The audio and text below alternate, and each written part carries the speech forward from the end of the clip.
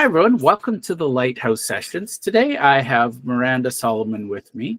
Miranda, why don't you just tell me and my audience a little bit about who you are and what you do, and then we're going to let the universe take us on a fun little tangent or So two. excited. Hi, everybody. My name is Miranda Solomon. I'm a financial advisor.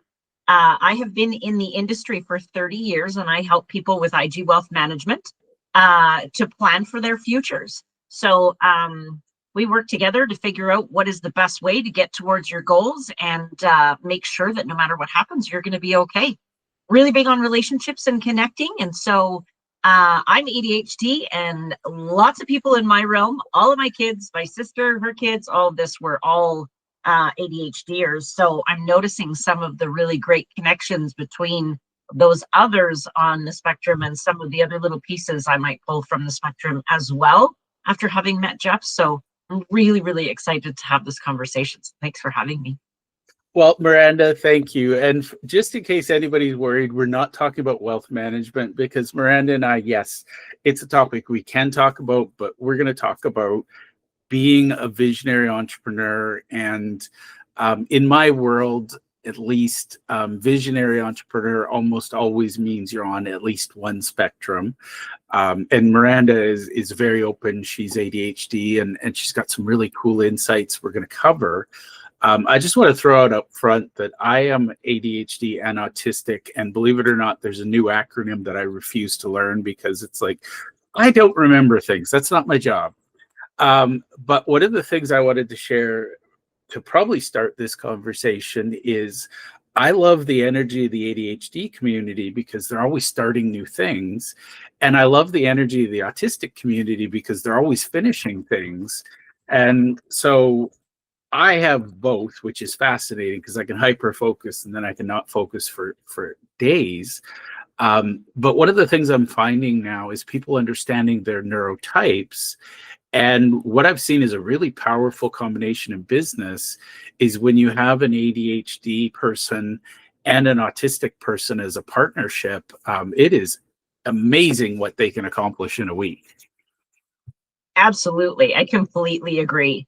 I find now, having spoken to you, I'm realizing that there's a lot of people that I leverage within my business and delegating to get things done. They love the details that I do not. And so those strengths have just been an automatic piece where I pulled towards them. And I look at the bigger picture and in flying over the farm, as we say, to look at everything before we start to make decisions, which is very different from those that I've pulled to support me in my business. Absolutely. Like accountants, as you're recovering from. I love it. And for what it's worth, I hear a lot of people, they say, oh, you should just follow the system and blah, blah, blah. But the reality is, one of the things I've recognized is most systems were built for people who have, and there's no judgment here, but when you're neurotypical, you have one idea and you execute on that idea and you follow it through literally you live in a world of linear steps. If this, then that. My brain. No, right. All of the things all at once. Yes. Yeah, I love, there's two examples I want to share and I want your take on it. But number one, somebody said there's a movie with Michelle Yeoh, and I can't remember the title, but it was something like Everything All at Once, Everywhere, something like that. That literally describes a neurodiverse brain. The other one was an example of those pens that have 4 colors of ink. And the guy who described it, I loved it because he said, in a neurotypical brain, you've got one pen with one color of ink. And when you click that magic button at the end, the ink comes out and you can write. And he said, the problem with a neurodiverse brain is sometimes all 4 inks are trying to come down at once, therefore they jam. Or you press on the green button and the blue ink comes out. Sometimes it's a little random. Mm-hmm. And you just have to work with it. You just have to go with the flow instead of fighting against the blue. Okay, so we're doing blue today. Okay, we'll do it. Yep. Yeah. And honestly, that was so you and I have talked about this a little, but I think we'll explore it deeper. I take a lot of flack from, so I'm a big fan of Gino Wickman in his book Traction. And inadvertently, Gino's created this us versus them. On the one side, we got the visionaries who are all, daydreamers and we're creatives and stuff. On the other hand, you got the implementers who, they come across, it makes it seem like they're the grown-up that has to chase the child, the visionary, around and clean up after them. I personally believe that we're not opposites that are meant to pit against one each other. I believe, and I think this is where you and I are going to end up talking. If you know that you are ADHD and you understand how you think and work, you desperately need those people to integrate and implement. Is that fair? Absolutely. I get lost in the details, right? And so I can take it to a certain point. I'm even to the point where I need to ask for help to get things taken to the next point. But I really, really take a lot of pride in completing the project as well. So I don't want to completely let go of it. My assistants and I have great conversations about this, where Miranda lets go of pieces and then also picks them back up again. And so we end up working in the same areas, and I have to go, okay, if I've let you take care of this project, I need to let you do what you need to do, and I need to let you support me, because I know that I'm not good in this area, but I'm constantly wanting to know that it's progressing as well. So there's a lot of power in that collaboration and working together to help things. So we're really, really super on teams. And I think also we're really super, and this is just from my perspective, in moving through change, right? And as a visionary, as you say, being an entrepreneur, getting uncomfortable, and being comfortable with being uncomfortable, because now when things start to become stable and quiet, which is what you think everybody is looking for, that calm, it feels like the calm before the storm. What am I missing? What's coming to get me? Why are we not innovating? Why is there not change? And again, you can't constantly be changing, but it's that you're used to being in a state of flux and always having that growth piece, right? Well, and I'm going to share one of my favorite movie quotes. It was to describe the character Ethan Hunt, played by Tom Cruise, in one of the Mission Impossibles. And they said he's a mind-reading, shape-shifting incarceration of chaos. And when I read that, I went, ooh, that sounds like my ADHD side. Yeah, I like that wording for sure. Incarceration of chaos. So controlled chaos. Yeah. And I think that's one of the things, and it's funny because I've done a lot of work to understand who I am. And when I say that I have ADHD and autism, people come and say, well, you must do this or you must do that. And I'm like, just for the record, they're both spectrums. So, my version is going to be different than your version. But one of the things I have found is knowing how well I perform and what I do best. One of the things I've learned to let go, and I've heard you say something to this effect, if we get bogged down in the details and it feels like, literally it feels like the US in Vietnam, it's not a place for us to be. And there's no shame in saying, you know what, that's not for me. Now, the shame, I think, is when we just abdicate and we say, I give up, it's not going to work. But my people, and you're one of them, we look for ways, how do we work within the way our brain works? And then how do we support the people who don't mind the detail? Is that fair? Absolutely. That's thrive in the details, right? They can come and pick it up. You know what it reminds me of is when you're trying to force something like Sudoku puzzles, you're doing them to a certain level, and then you get one thing wrong, and then that just builds on the next thing, but you're too stubborn to change that first number because you're convinced it's the right number. And then you just create this huge tangle. You have to step away and come back to it with a fresh mind. But in this way, I can step away and go, listen, I've taken this as far as I can possibly take it. This is where we need to go. Here, can you help me with this? Can you untangle some of this? And that person that really loves to play around and untangle that knot can go, oh, well, there was a mistake in here. And then everything started to flow. And then I can come back in and we can take it further steps, right? So absolutely. I think we should leverage each other, and it has been a huge difference in my business. I have been one that has needed, like, I've recognized where the mistakes get made, or where it's not my strength, I guess. And it's really like taking my mind on the end of a leash, trying to force it to bring it to the table to open this account, to do, like, I can, but I dislike every moment of it. Yeah. So why not have somebody who loves that stuff to do it, right? So it gets done faster, it gets done properly. I hired an assistants a lot sooner than I could afford them, essentially, because I couldn't do my job well without that support.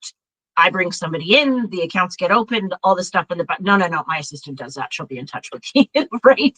Because I know better than to mess with the process. And it actually was a quantum leap within my business and that customer experience, right? And it doesn't matter what it is that you provide, what kind of service you provide to clients, whatever it is that you do, you need to be able to leverage everybody's strengths, right? Yeah. Well, and it's interesting because I'm huge student of neuroscience, and I love Myers-Briggs and I love Colby. And it's fascinating in the wealth management industry. As an example, you've got the wealth management people who are, you want them worrying about the details, staring at the portfolios and knowing which way, this signal means the market's going up or down. Wow. And then you have people who are the people, which is the role you're in.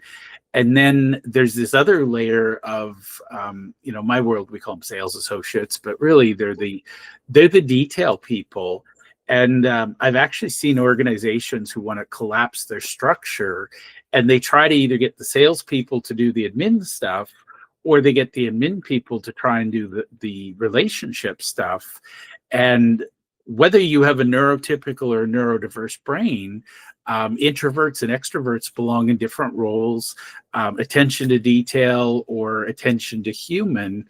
I find it fascinating when roles completely ignore the natural style of the person. And for what it's worth, I've seen, and I've been in many roles with sales, you don't want the person who's out shaking hands and kissing babies. You don't want them to have to come back to the office and fill out paperwork. I used to have a micromanager who'd always say, Jeff, you got to spend 4 hours a day maintaining the database and 4 hours a day maintaining relationships. And I'm like, couldn't we just hire somebody to maintain the database, whatever the hell that was? Because I'm out closing deals. And literally he was like, nope, you have to come in from the field and do the paperwork. And I'm like, we're not going to get along. Yeah. And it takes 10 times as long to do the things that you're not passionate about, right? And so in traditional roles, when I was working in the banking system, it was always like, wow, Miranda, you're really great here. But to be a well-rounded salesperson, you need to be great here, here, and here. So let's complain about all the things that are not working here. And essentially, it's almost it felt like we're trying to change my personality type, or I just didn't know how to get around that. So I wanted to come from what's working, and let's leverage that to see if we can make the other parts of this work. And it was always, no, you have to be really good in all areas and a jack of all trades. And I'll also recognize that we get into these positions where you just don't like what you do when you end up doing a lot of things that are not your favorite. So we end up in those sales roles of 400 clients that you can't possibly keep up with, and the paperwork starts to pile up. So I'm really good with the DocuSigns and all of that, where it's easy for clients and all of that.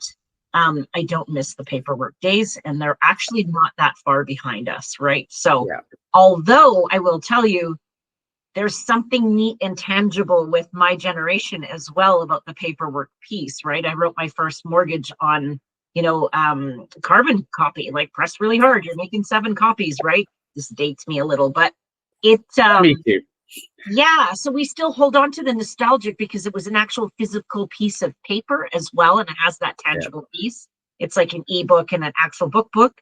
but regardless, there's kind of a play, right? So there's a little bit on the spectrum in both directions. But yeah, we get inundated. I find that those kind of positions can be really, really tough, and the way that things are set up in an employment situation are you need to be. And so you're right. I would have been amazing in that position where I had those 400 clients had I been able to bring somebody in to do the admin, and I would have flown. But it's not something in the traditional employment situation that would be, right? Yeah. Well, it was funny. I knew my days were limited because I said I will hire and pay somebody out of my own pocket, because I know full well if somebody else is doing the paperwork, I can go out and I can close deals all day long.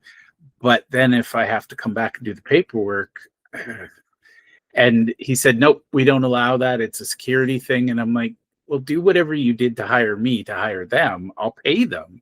Mm-hmm. And he's like, nope, if we open that door, everybody's going to want an assistant. And I'm like, well, fine. Tell them they can all have one if they're willing to pay for it. He's like, nope, we don't make exceptions. And I'm like, okay, I'm an entrepreneur. I'm going to go do entrepreneurial things. Have a nice life. Yes. Well, that's it. What I ended up doing is going out on my own and hiring 2 assistants, and really having that time where you're paying them and training them so that white glove service is there for the clients when you start to land the bigger clients, right? So it was a great experience for me. But again, others that perhaps are neurotypical would be like, how do you afford that? And I would go, oh no, am I doing this all wrong? But then I stopped and I went, no, I know that I couldn't get to this level without this support. And it's just me. It is what it is, right? Absolutely. And I think that's a choice people make. And I know you well enough to know that your highest and best use of time is not sitting in a cubicle somewhere filling out forms in triplicate. You love networking, you love connecting with people. And so let's talk about how you're leveraging assistance, because honestly, when I first read, I think it was Traction or Rocket Fuel, one of Gino Wickman's books. I've read most of them, but one of them, it was more of a, how dare you tell me how to be, Gino? And for the record, I love Gino, but now I look back and go, oh, got it. Because when I first read it, I assumed Gino was one of those system people and he was going to impose his system on me. And then what I learned was he is, in fact, very much like us. He is a visionary, and he built Traction to help him do his highest and best work. And I think you've kind of found what works for you. So how did you, again, you took the leap. You hired that one assistant before everybody said, yes, Miranda, you can afford this person. You didn't ask for permission. You just did it. What was the hardest part of that, and what was the biggest gain that you took from it?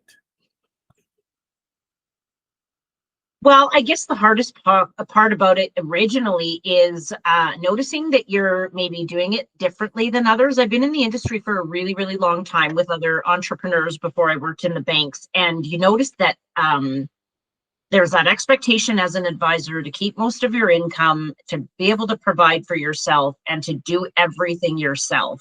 But I was getting so busy that I was starting to make mistakes. And I was like, yuck, I don't like this. I just knew that I needed some help, and I needed the right kind of help. Like in my situation, my assistants have not really wanted to interact with clients, which is really cool.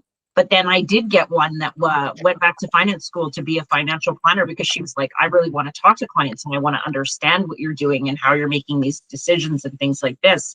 So it was that you have to be willing to make the sacrifice for that little while. Well, not little while. It was a year and a bit of growing the business and knowing the vision for it, and knowing that this is my wheelhouse. This part is taken care of, so I don't have to worry about it. It's like the taxes and the bookkeeping and all the things in the background as well.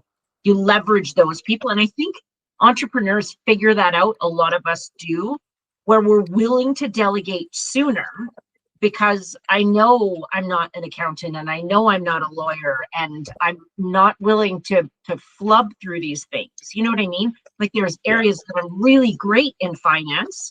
As you said, with that relationship, And then I leverage those that are portfolio managers. And when you spoke about the portfolio piece, we actually teach at NATE. We have an IG Wealth Day a couple times a year. And so we go talk to the finance students and they're like, I want to be a portfolio manager because that's where the money is. But we'll speak a little bit about AI coming into this that can, check the markets for 200 and 300 different parameters in a fraction of minutes, right?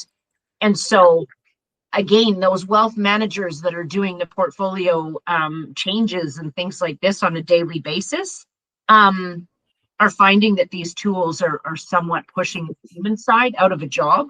It's a lot like I'm hearing that AI is in the medical field as well, like diagnosing, all of this kind of stuff, right? So that leverage of AI has been a piece to bring into the business. But yeah, it was really uncomfortable. But how much do you want your business? How much do you want your business to succeed? I mean, we've had this conversation before, like how far are you willing to go to have that dream of how many people to help or whatever the big dream that chose you, right? And so you have to know what the end goal is. You have to have a plan. You got to revisit the plan. I also find, I'll make a segue in this, is that I'm one of those, and I think most entrepreneurs are like this. And this is why most entrepreneurs are also, they benefit from not neurotypicals, us, right? ADHDers and things like that, because we don't fit within the regular box of employment, as we said. And so we want to find other ways, and we know that we could do things better if we had some control over how we do this. And that's one of those pieces of bringing people in, but it needs to get uncomfortable because I think there's sacrifice, right? And, there's others around us that are still in the comfort, and there's a lot around me that, you go to school and you get the job and you take the pension and you know what I mean? It's unconventional, but we're the ones that make changes in the world, right? So it's really exciting to be around others with great ideas and all of this, but there's a certain amount of sacrifice is what I'll say.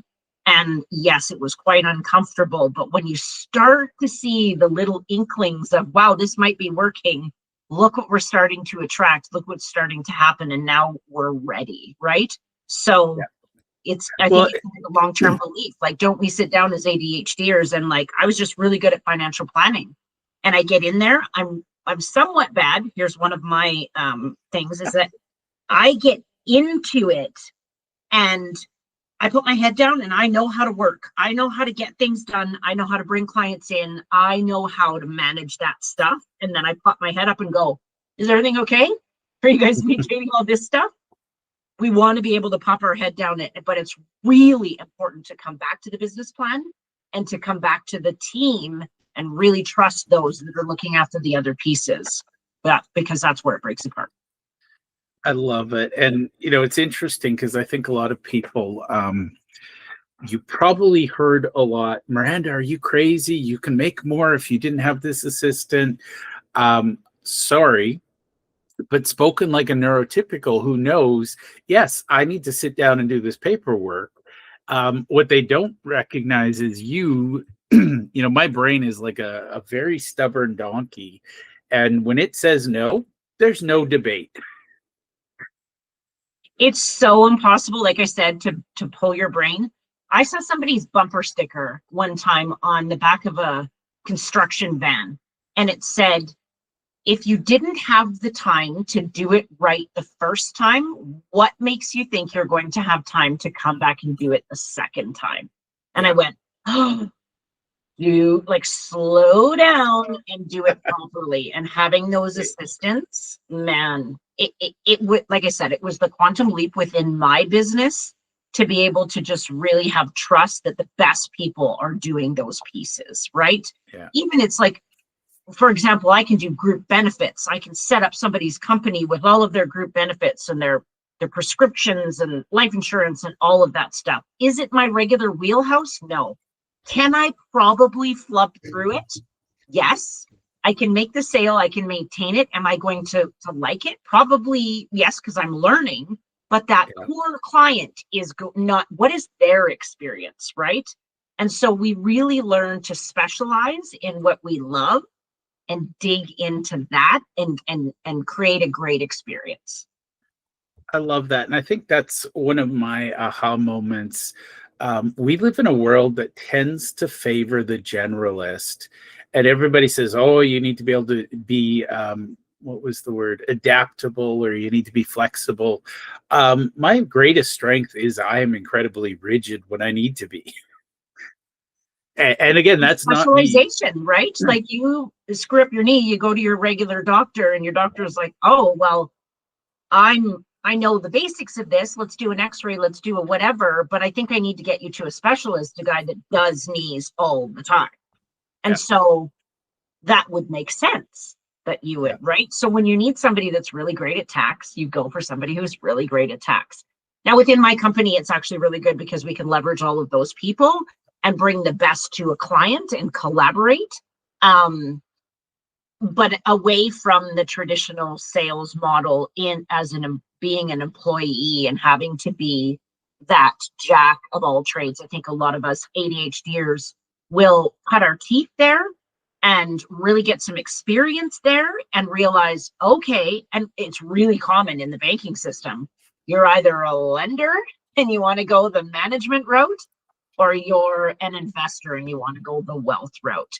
There's very little gray, I think. And if you're a wealth person and you're kind of just filling a management role, you don't feel fulfilled. And so it's a very different experience of both different ways. And I've talked to lots of people in that banking and sales situation that are like, oh yeah, I knew within a certain amount of time, right? So we can multitask and we can get through that, but only for a certain while. And really, we shouldn't. I find it fascinating. Early in my career, I heard this quote and I was really offended by it. It's called the Peter Principle. And basically, we rise to our level of incompetence. And I used to think that that was just dumb and we can outwork it and things. But now I recognize, and this is an example. When you've got people who are really good at sales, they don't necessarily naturally mean they're really good as the head of sales. And that's the thing. It's in the world of wealth management, they tend to promote from within. So you might be really good at building your client base and growing, and then, oh, I'm in charge of a branch now, and suddenly I have to micromanage and deal with details. We don't necessarily come built with all of those skills, and it's just a question of, oh, we just need to wake up that part of the brain. Sometimes it's just recognizing I'm going to be a rock star in this role and I'm going to stay here because that's where I belong. At this level, absolutely. And so you'll notice individual advisors, doesn't matter which institution that they're with, they'll kind of try and do everything by themselves for that first 4 years-ish, build that book of business traditionally. And once they've got like that regular income, then what they do is they either partner with another advisor or they go into a team, which is where I've been headhunted to come in. And these guys are super analytical. They don't network or, get out there in the community and, meet people at the gym and all of this kind of thing. And I come in there and I was like, what gym can I join? Where can I talk to people? Where can I? And they're like, oh, I'm so glad that you're so good at this. Where so again, once again, those strengths are leveraged where they're great with the really detailed financial planning and tax pieces to come in to support me, so that client gets the best of all worlds and a really rounded experience where we can collaborate with their accountant and their lawyers and all of this kind of stuff. So it's a really great feeling for the client, but it's actually a really great feeling for me, because I'm doing the things that I'm great at and nobody's trying to change me, right? And I'm super successful at this piece, so let me just run and do it. I will say you'll get to a certain level as well sometimes when you're on your own and you'll go to a division manager where you bring in other advisors like myself that aren't going to work directly with you, but you train them and bring them in and have them become, new consultants or whatever. Sometimes you do that for a certain while to help grow the business, but I don't think it's for a lot of people like a long-term position to be in. You'll see, but some that's what they love. They love managing. For me, I just kind of fell into, like I'll tell my assistant, I never really wanted to be anybody's boss, right? And so I love that we're really connected. And I'll say to her, what were the great things that you did this week that you really, really loved? And what were the things that you really did not want to do? And she will say, oh, I didn't like to do this, or, it was slower and I was really trying to pull myself through doing this. And that's how we got the second assistant to come in, because, hey, this stuff still needs to be done. And I hired you because I can't bring my brain to do it. You're really good in this area, but there are some things that you just really don't want to learn or to do. And then you bring in the other assistant to do that. So it's an open dialogue and should always be, which is whereas we see that employment box that there's no changes to it, as you said. I think the really, really successful employers and businesses out there are asking those questions. What did you love? What did you hate? Well, it's a priority. It's got to be done. How about we break it up half and half? Like, who doesn't love that their manager comes in to say, we really don't like doing this piece, but it's got to be done every week. How about you take half and I take half and we look after this? And let's get somebody in here who really thrives to do this. Promise you, we'll pull through this, but we can't ignore it either. It needs to be done properly. So I think you're in a great space when you're able to look at people's strengths and bring them in to do what they really love to do. And it's not something that's new. It's just, new. I guess it's stepping away from the traditional employment box of being the well-rounded, Yeah. Well, and it's funny, you and I are going to have more conversations, because when I talk to people, one of my number one things, I teach a concept called heaven and hell, heaven or hell to be exact. Mm-hmm. And basically you look at certain things in your job, and the idea is, what do I love doing? What gives me energy? And somebody I know said, well, it's what burns your energy slowest. I don't debate whatever, but heaven, when you're working in your heaven, you know it. And when you're in your hell, you know it. And I'm going to take a lot of heat for this episode, because we're talking about very absolute this, absolute that. But the reality is, what I want people to understand, I don't care if you're neurodiverse, neurotypical, design the job that lights you up. 100%. I cringe when people go, oh, it's Monday, I have to go to work. And I'm like, it's Monday, I get to do whatever, But really, truly, wherever possible, I like to focus my time and energy on what lights me up. I call that my heaven. And then on the hell side, if I can't eliminate it or automate it, how do I delegate it? And people get really annoyed with me because they say, well, I'm an employee, I can't do that. And you're actually giving some fuel to that fire and saying, no, that's not true. If you love this and hate that, let's make a project with your team, your boss, whoever, and say, okay, our next hire needs to want to do this thing. Because I think that's the fundamental flaw I see in a lot of entrepreneurs. They hire people like them, and then they spend all their time fighting over who's got to do the stuff that neither of them like. Exactly what I did. I loved my first assistant, but we were so much alike.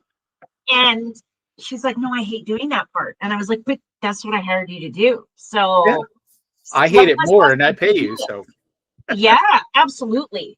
I completely agree. Yeah, I just completely agree. We can talk about it all the time, right? Yeah. No, it's funny because one of the early lessons that have stuck with me when I started out in the accounting world, my boss, he loved to oversimplify things, and this one stuck. But I would say this applies to almost every business. You've got what he calls finders, grinders, and binders. Ooh. And honestly, I think that's where most businesses fail or struggle if you don't have a balance of the three. So the finders are the people who like going out to networking events. God help us, they want to golf with people. Not my role. I don't golf, but I'm a finder. But the finders are all about bringing in the clients. The grinders are the quiet ones who sit in the dark room and get the work done. And then the binders are the ones who are like, oh, I'm going to take this client for lunch. I actually worked with a business that's relationship based. And I'm not kidding, but after COVID, none of their employees wanted to take clients out for lunch. And they're like, you can't make me. And I looked at it and I was like, you should want to go out for lunch, because every time I go out for lunch with a client, surprise, surprise, they bring a friend and I get a new client.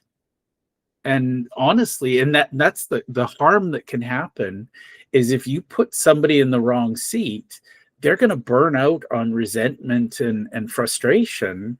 Whereas if you put them in the right seat they're meant to be, and by the way, a fundamental thing I've found so far is the grinders eventually, they start to resent the finders and the binders because they're busy with people stuff and leaving them to do all the work. And it's like, but you don't want the people stuff. So why are you? So I've seen what they're like secretly it's aspiring to do. I don't know. Yeah. That's yeah. I've seen it play out time and time again where the grinder actually starts to believe that the people are with you because of the quality work they do. They stop valuing the relationship piece. But the reality is people will stay with you to a certain degree because you give good quality work. But if you're also cold and impersonal, guess what? Well, in my business, it all comes down to relationship. And so you're speaking on a couple of things here. Some of the sales pieces that people, I don't want to be a salesperson. And you know what? I think sales is just, for me, it's a tactic. It's how can I help somebody? And I've got, 40,000 products. And what a great background for today is, imagine all of these things are my products behind me. And they're just things that can help a client to get where they need to go. It's to change a problem, fix a problem. So I'm in this role, it's about relationship, where in the banking system, it was about, I need to sell a MasterCard. I need to talk you into feeling like you believe that you would need a MasterCard. And people recognize if you're genuine or not. I mean, we're not stupid, right? And so we're craving that relationship and we're craving that connection. And I will even talk with my clients and say, like, I know that you don't understand these products, and I don't want you to have to understand these products beyond, the basics of knowing what's going on. But it could be a mutual fund, it could be a stock, it could be a GIC, a savings account, or a dump truck. Clients really don't care, and they'll ask the same question. Would you do this for yourself? Are you using this yourself? Would you sell it to your family? Would you use it for another client? It's the way that's going to get me towards the income perhaps that I want in retirement. Yes. Okay. Then let's do it. Right. So they don't care about the specific product is the point. They don't, they're not focused on that. And I think they come with, I'm looking at returns and fees to be able to, kind of understand your world and make sure that I get the best returns with the less fees. But in the end, when they see the service that they get, they're willing to pay more. So this sales piece, I think, is really about relationship and about being a good person. And in talking with those finance students, it was one of them said, how do you build a relationship? And I was like, how do you build a relationship? Be a good person, show up on time, be accountable, do what you would want done by you, create that consistency. And so outside of the banks in this business, my clients, we have to work together for 25 years. I better be approachable. And I think that's also something that's broken in the wealth industry, where you've got the advisors that really just want to manage the assets. And we kind of feel like we own those assets, like it's our money also. Our assets is the word I hear a lot. Yeah. And so I come from that again, the neurodivergence and the having taken my trauma courses and having that trauma informed side of, coming from addictions and all this kind of stuff, and really wanting to bring the dignity of people being able to make their own decisions about their finances. We're here as advisors, and this is just my take on it, on what is the best way to deal with this wealth. And somebody will come to me, let's say this is a great example, with $50,000 they want on a scratch ticket, and I hope they do. And they say, hey, I want to pay off my mortgage. And I go, well, your mortgage is a 5% and your investment's been making a consistent 15%. So really, you should put it into the investment, but I want my mortgage payment gone. Okay, Yeah. as you're realizing you're giving up this gain to be able to do this, we can get your mortgage payment gone. And, I'm not going to fire you because you made a decision that I disagree with, but now you got to realize that we have to put more money into the investment because you've lost this opportunity, right? So your mortgage payment still kind of exists. Anyways, giving people the dignity to make those decisions and helping them to trust themselves is a really actually a fun part of what I do. It is that thing that one of those things that lights me up to be able to watch somebody's shoulders drop and for that trust to be there and to know that, yeah, you got my back. And you know what? I'm really lucky because I get to see them achieve these goals and feel safe and confident about their future. No matter what happens, we're going to be okay. Somebody passes away early, the markets drop, we get disappointing returns, all of that. So I think the salesperson, people that don't have the regular relationship and are, inauthentic, right? Not genuine about building that relationship, because if you leave, it definitely hurts me. Well, it hurts me personally too, because I dealt with your kids and I deal with your parents, and it's a real relationship. And I think since COVID, especially, people are, I know I am, that's where I get my fulfillment is in that connection. We're all creating that. We're all wanting the person to person. And we get this through Zoom. We do, right? Yeah. You're one of those that doesn't get lit up from being in person, where I absolutely do. Like, I often sit there and go, I'm drinking a glass of wine with a bunch of people that are entrepreneurs and business owners like myself, and also clients. And we're just hanging around talking about life. This is my job. How did this even happen? Right? It's amazing. I love it.